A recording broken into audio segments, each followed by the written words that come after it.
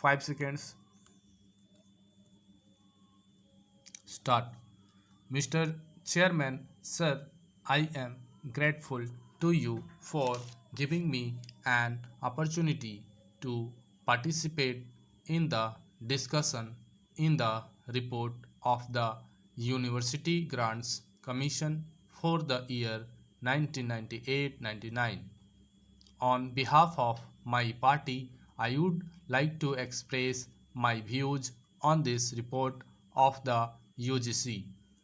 At the outset, I would like to raise certain posers 51 years after achieving our independence. What do we witness in the field of education? Has our educational policy enabled us to solve the manifold miseries of our masses? Has our educational policy created additional job opportunities in the country? Unfortunately, to our dismay, we find that we have not made any appreciable progress in education. In fact, I should say that we are slipping back into primitive period. So far, education has been confined to bulky books, and the educated youths have not proved useful to the society. What is their contribution to the evolution of modern society in our country? Sir, it has become a matter of dispute and discussion. The graduates are grouping in the dark. Their education has proved futile to the needs of the nation. They have not been able to contribute substantially to the social, cultural, and economic growth of our country. The utility of higher education in India lies in its utter futility. I would like to emphasize that education should be a potent instrument for bringing out the latent talents of the young buds of humanity for the very survival of human society. In this background, we should have a look at the 1997-98 report of the University Grants Commission.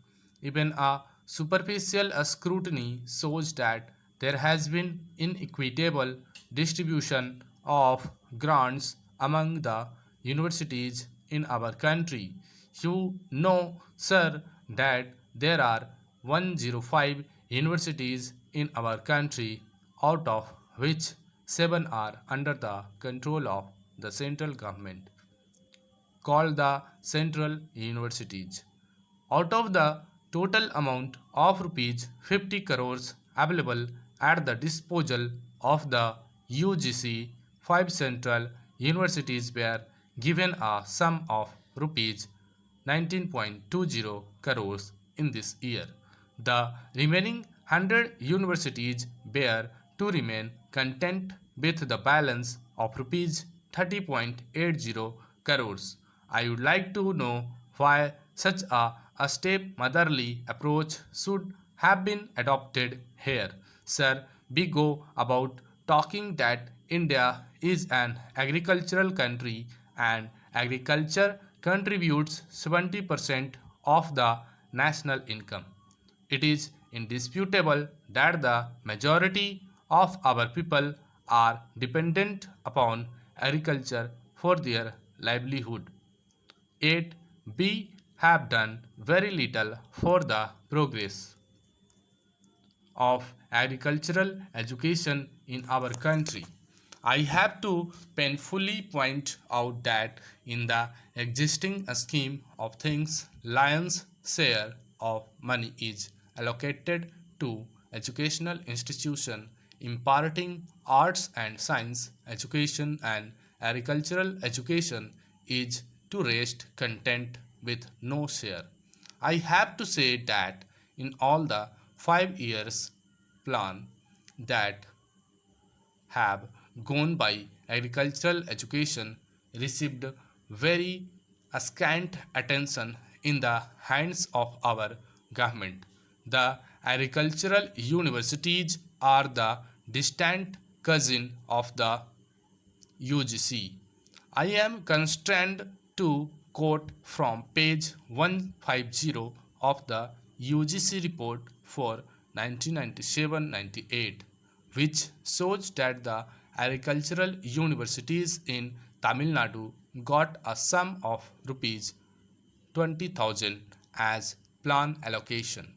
I hope that at least in the coming years, the present government would give the prime of place for agricultural education and allocate adequate funds for agricultural universities, enabling them to produce agricultural graduates and scientists who can take agriculture to the commanding heights of our economy. I have to regretfully point out that paltry sums were spent during this year for library books and scientific equipment for laboratories. You cannot contradict me if I say that educational standards would be only below par in colleges, which do not have good libraries and laboratories. In 1997-98, a sum of rupees 2.45 crores was allocated for library books and rupees 4 crores for scientific equipment. As library and laboratory are the essential ingredient of higher education, the UGC should be stingy in allocating funds for this purpose. I would like to recall that the father of the nation, Mahatma Gandhi, and our late revered leader used to emphasize repeatedly the necessity of teaching the young and the youth of the country in mother tongue. Even after 5 decades of our independence, we do not have textbooks for higher education in mother tongues. Consequently, the standard of education has gone down steeply. It is of paramount importance that textbooks for higher education must be brought out in mother tongues. Here, the UGC has a vital role to play. Sir, the universities alone can be entrusted with this onerous task of bringing out collegiate textbooks in regional languages, and no other body can do. Stop.